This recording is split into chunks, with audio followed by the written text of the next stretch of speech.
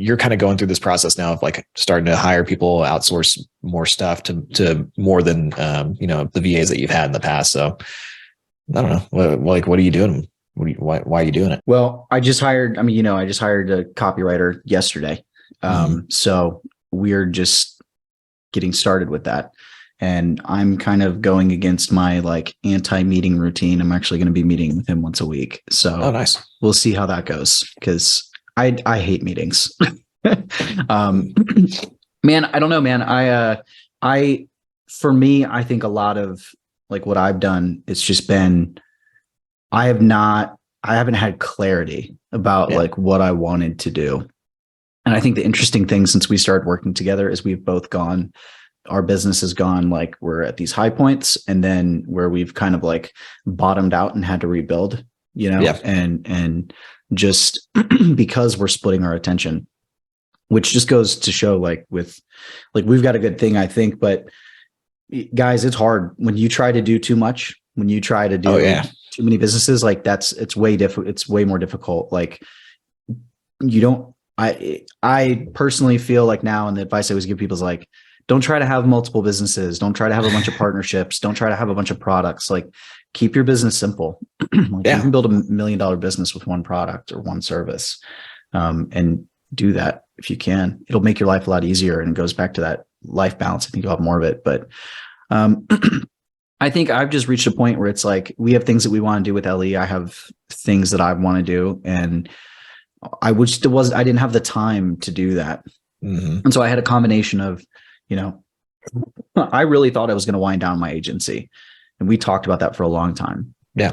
And I had a conversation with Jess, who, she's kind of like she's our CPA, and her company does our bookkeeping and all that kind of stuff. But we did some coaching with her to kind of figure out what we want to do for LE and all this. And one of the things when I was meeting with her individually, she's like, I want you to think about how you could keep that business as an asset, the agency, instead of building other things and then like winding that down. And that really stuck with me. So I've been in a point where I've just kind of held steady for a long time. And I'm fortunate that I have a lot of clients I've worked with for a lot of years. And so it's just been the thing. I'm like, hey, this covers all my bills and then some, and then I can do whatever I want.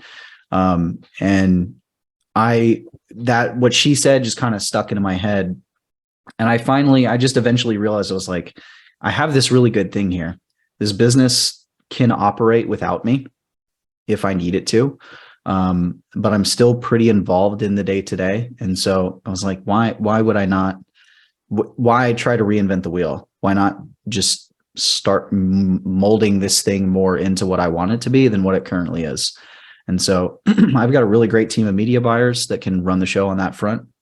And so for me, it's like, I'm kind of the forward facing person with the clients, and I do a lot of coaching with them, because I realized early on, like, you can give people leads, but if they can't turn them into sales, it's a problem. So I really focus with them on like learning their numbers, understanding how to get, run the sales pipeline, track that stuff and scale. And the other thing I do is the copy. And recently, as we were bringing on, once I decided, hey, I'm going to keep doing this, I started bringing on more clients where I had been telling a lot of people no.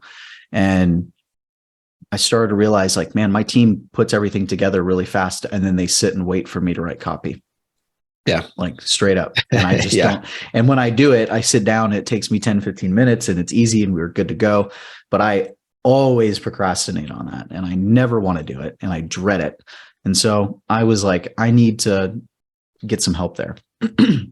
But I also have, I've been doing the YouTube thing and the TikTok thing, and I have all this traffic coming now. And like, for the last couple of weeks, I've been adding like 30 email subscribers a day from that. And so it's like, okay, cool. I'm collecting these emails, but like, I'm not doing anything with it, because I haven't had the time to write the automations and email the newsletter and all that. So I was like, okay, I can remove a bottleneck inside of my business, and then somebody can help me start moving these projects forward, and help us start selling like these new services in the agency. So to me, it was just about, I had things I didn't want to do. And then I had frustration around, like I mentioned last episode, working 3 days in a week. And so then like, I'm like, hey, this is not, I have more I want to do. I want this ball to get rolling.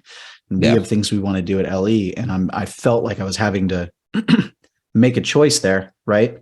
And I don't like that. So I was like, that was kind of the first, I was like, what's the hire I could make? What's the move I could make that would have like the biggest impact, both from giving me time, creating progress.